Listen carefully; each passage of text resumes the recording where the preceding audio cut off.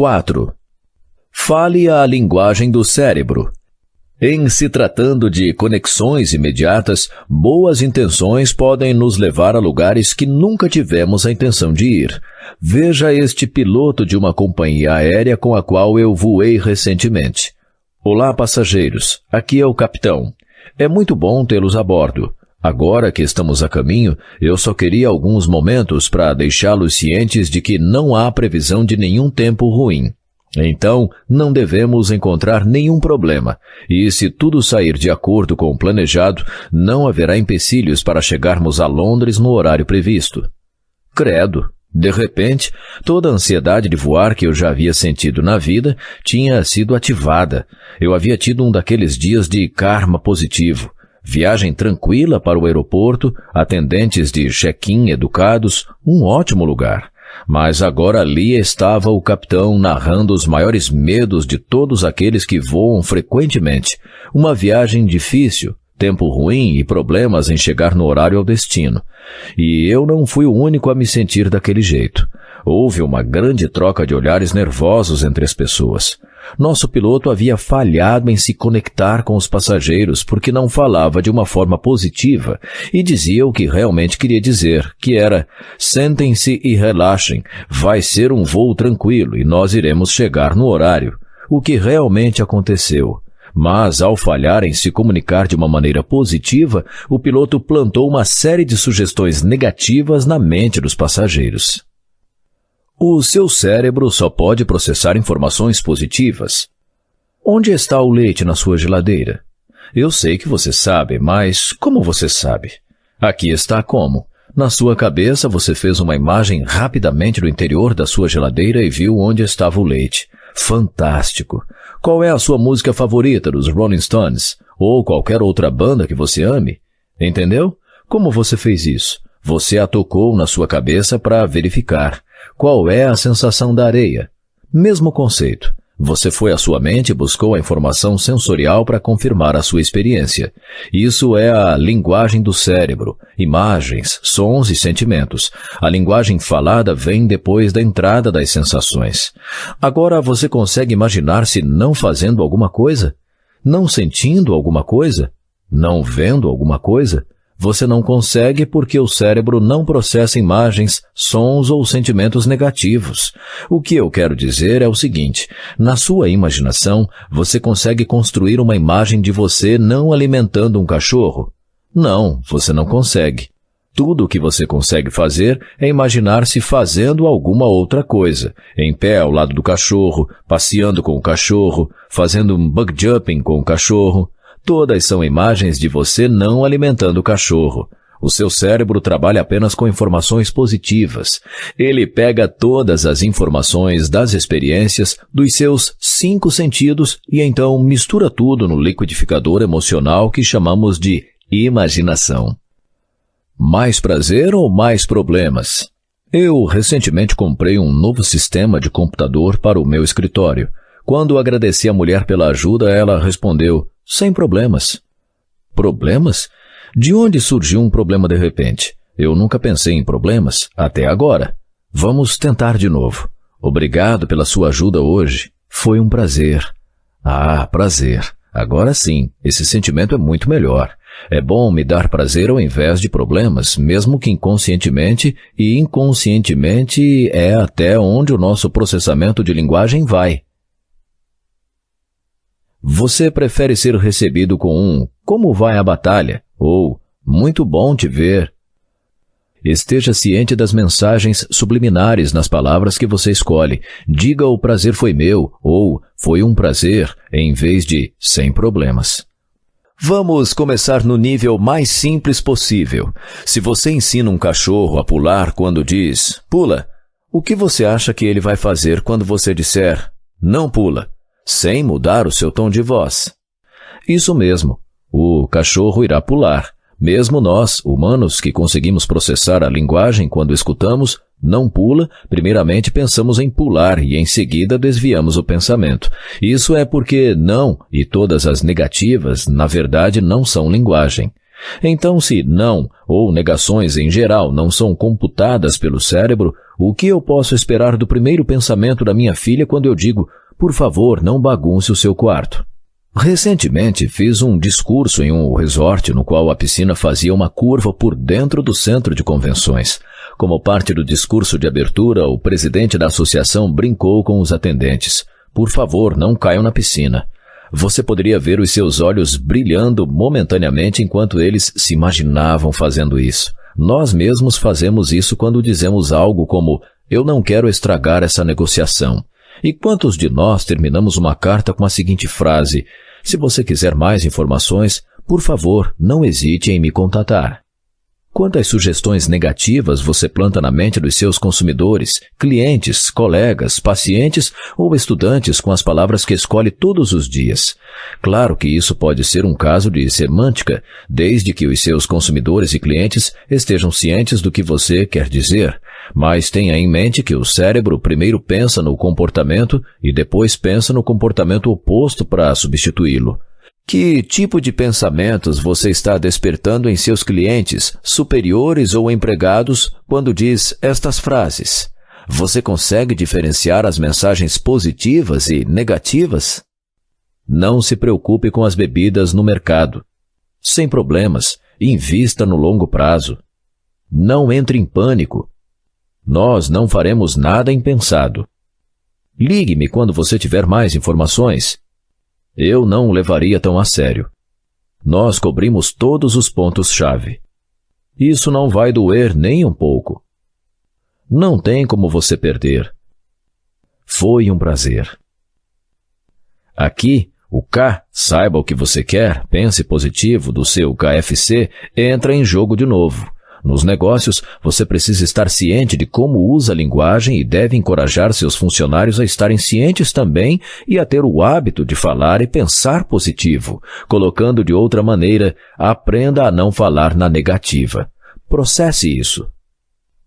Bom humor acima de tudo. Enquanto o cérebro processa as informações e as experiências são alimentadas pelos 5 sentidos, as sensações são transformadas em linguagem. Em certo nível, só há, de fato, 6 coisas que fazemos dia após dia. 5 delas têm a ver com os nossos sentidos. Nós vemos, ouvimos, tocamos, provamos e cheiramos. O que você acha que é a última coisa? Nós processamos a linguagem, processamos as nossas experiências em palavras e as comunicamos. Todos os dias saímos pelo mundo e temos experiências por meio dos nossos sentidos.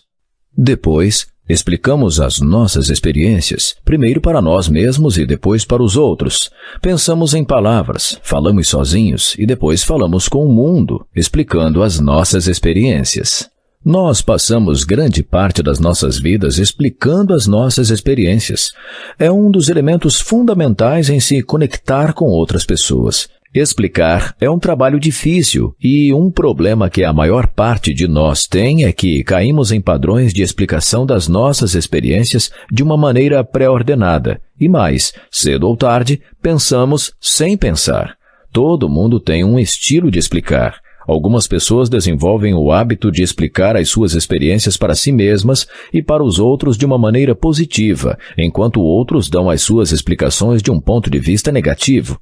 Existem vários estilos de explicação, mas basicamente é possível dividir em 2 grupos, positivo e negativo. Uma explicação positiva resulta em você ser percebido como entusiasmado, otimista e muito bom em enxergar oportunidades.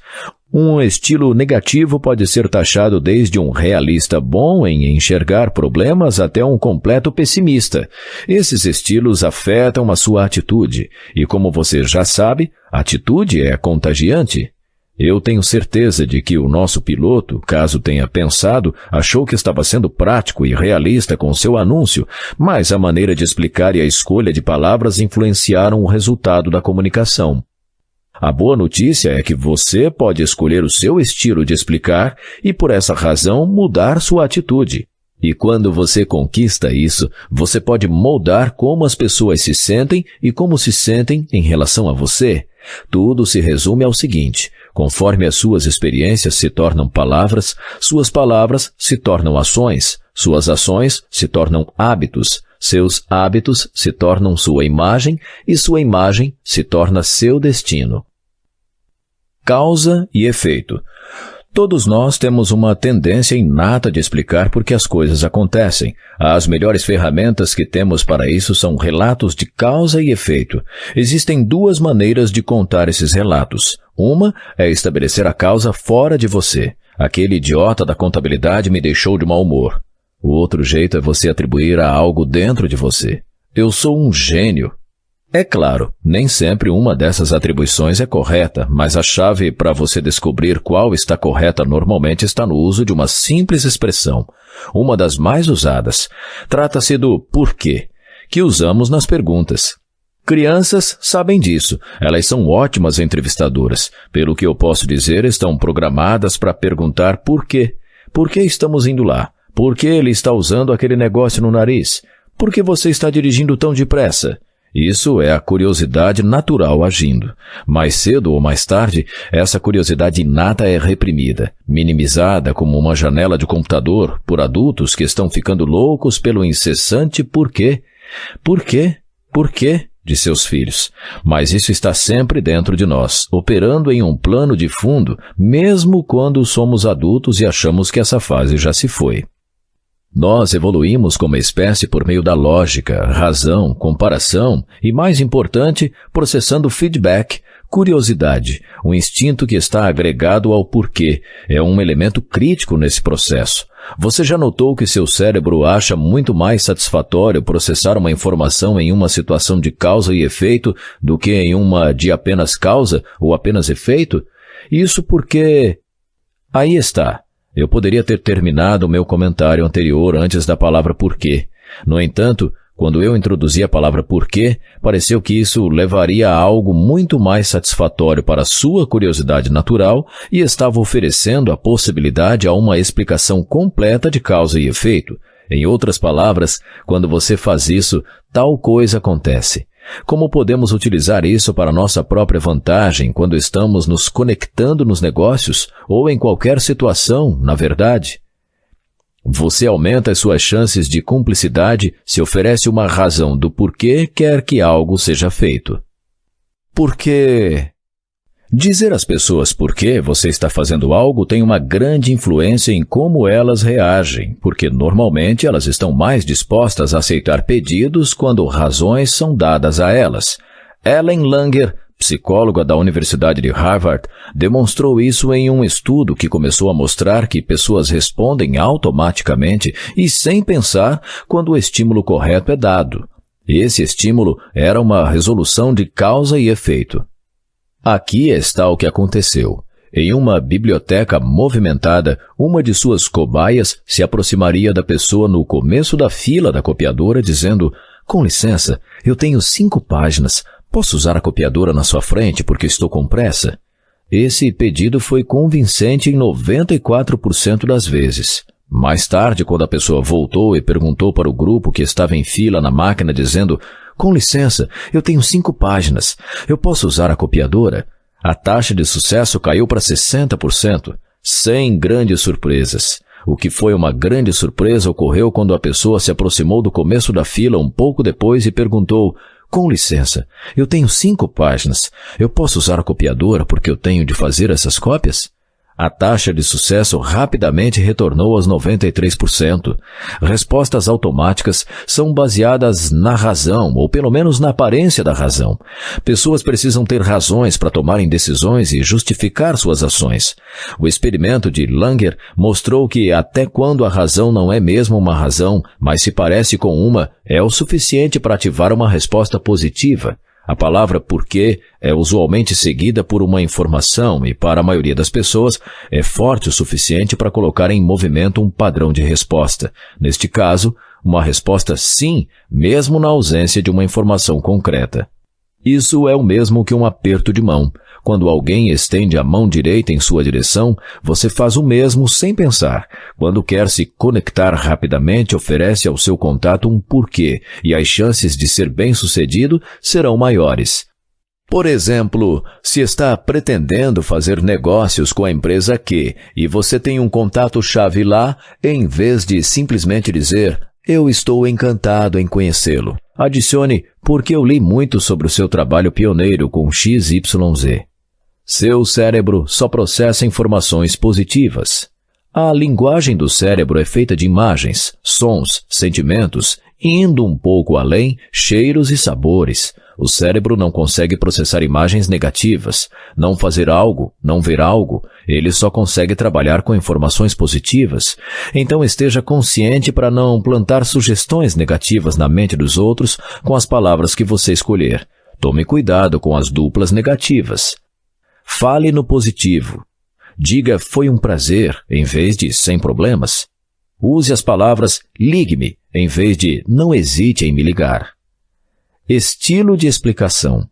Quando explicamos as nossas experiências para nós mesmos e para os outros, tendemos a usar padrões.